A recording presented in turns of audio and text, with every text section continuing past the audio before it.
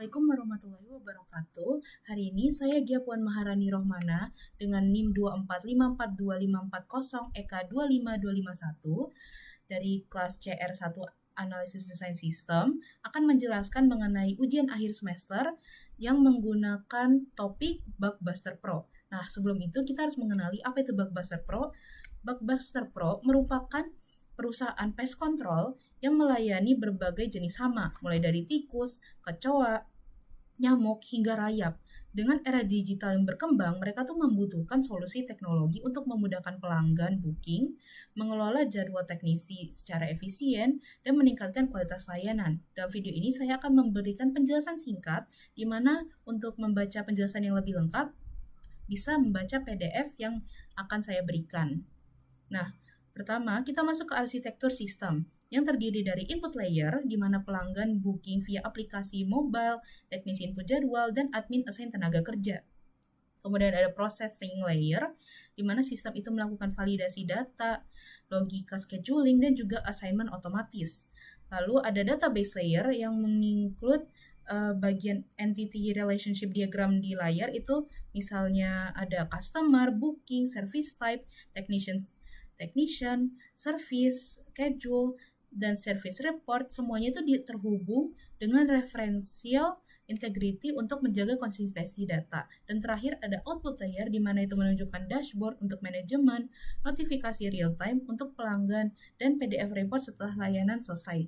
Di akhir video ini juga akan ditunjukkan prototipe sederhana yang saya buat.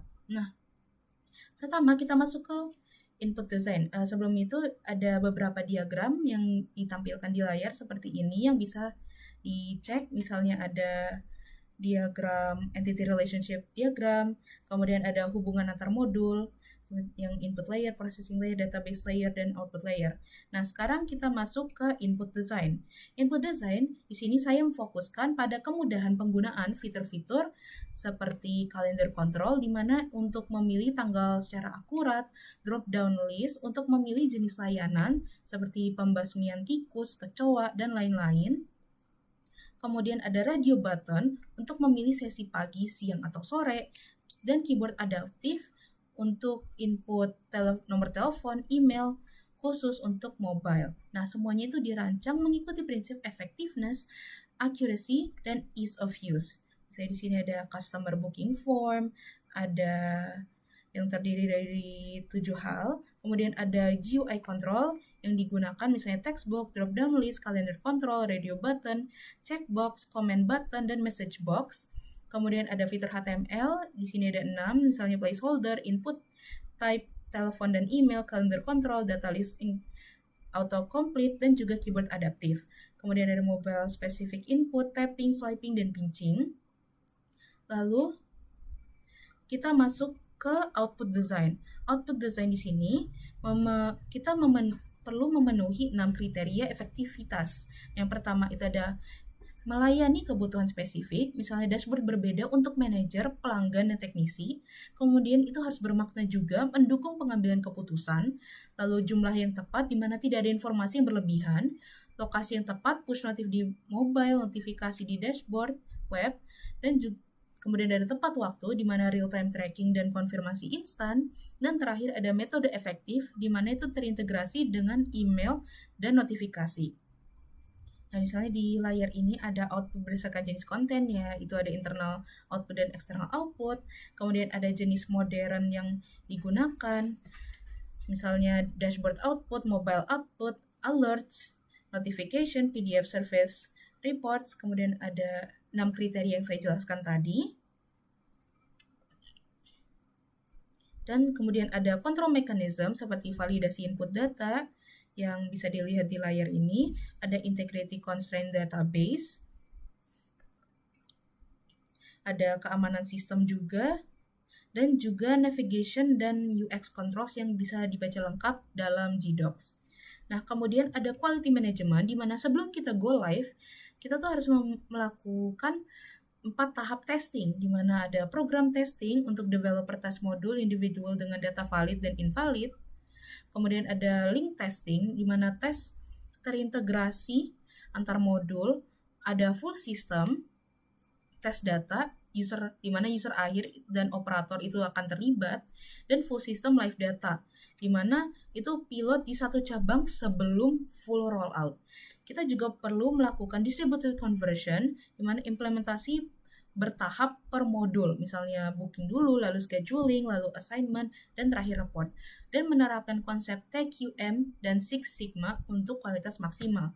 Misalnya di layar sini ada tahapan testing, di mana program testing, link testing, full system, dan full system live data, dan full system test data. Kemudian ada structured walkthrough, ada strategi konversi, kemudian TQM dan Six Sigma yang saya bilang tadi, dan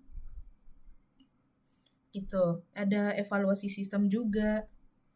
Nah, selanjutnya kita untuk memastikan keamanan dari aplikasi ini, kita juga perlu melakukan kontrol dan keamanan, di mana sistemnya itu akan mempunyai kontrol ketat meliputi validasi input seperti field mandatory, format check, dan range check. Kemudian ada database integrity, entity yang termasuk dari entity integrity, referential integrity, dan juga domain integrity. Dan terakhir ada keamanan seperti login authentication, role-based access control, SSL atau HTTPS encryption, input sanitation, dan juga session timeout dan audit trail.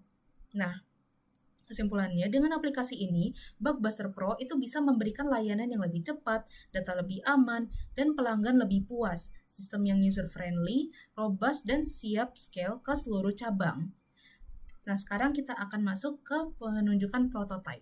Nah, sekarang kita masuk untuk menampilkan prototype sederhana. Di sini ada bagian pelanggan, admin, atau manajer, dan juga teknisi pembasmi. Misalnya kita masuk ke bagian pelanggan dulu. Tampilannya seperti ini, ada total booking, booking aktif, dan booking-booking yang terbaru. Ini bagian yang paling penting untuk bagian pelanggan. Misalnya kita bisa isi nama, lalu ada nomor HP. Lalu misalnya kita isi alamat, lalu misalnya jenis hamanya semut, dan kita pilih bookingannya tanggal hari ini jam 8 pagi, lalu kita tinggalkan catatan khusus, dan kita melakukan konfirmasi booking. Nah, kalau sudah berhasil akan muncul notifikasi seperti ini, dan kemudian kita bisa melihat di sini, misalnya ada status pekerjaan yang sedang terjadi. Nah, lalu kita berpindah ke bagian admin atau manager, di mana kita bisa melihat dashboard admin seperti ada tampilan dashboard ini, misalnya menunjukkan pelanggan dan status-statusnya, misalnya monitor, tugaskan, dan lain-lain. Lalu kita dapat melihat booking pelanggan-pelanggan kita, lalu aktif dari status dari teknisi-teknisi kita, dan juga penugasannya, misalnya seperti ini. Ini digunakan untuk memperbarui data dan setting yang belum bisa diaktifkan saat ini. Lalu kita masuk ke bagian teknisi pembasmi, di mana di sini ada misalnya kita Pak Supriyanto, di mana kita melihat ada pekerjaan hari ini, masih kecoa, misalnya kita bisa melihat laporan, lalu ada ini misalnya kita bisa tandai selesai, lalu ada bookingan untuk Lisa Mona yang bisa kita pencet mulai berangkat. Lalu ada statistik saya misalnya menunjukkan pekerjaan hari ini, pekerjaan berlangsung, mendatang, rating, estimasi pendapatan, dan sebagainya. Untuk fitur peta dan chat saat ini masih belum bisa karena ini prototipe sederhana. Beginilah akhir dari prototipe sederhana untuk kasus ini. Semoga memberikan wawasan yang lebih lengkap mengenai analisis desain sistem. Dan terima kasih atas perhatiannya. Wassalamualaikum warahmatullahi wabarakatuh.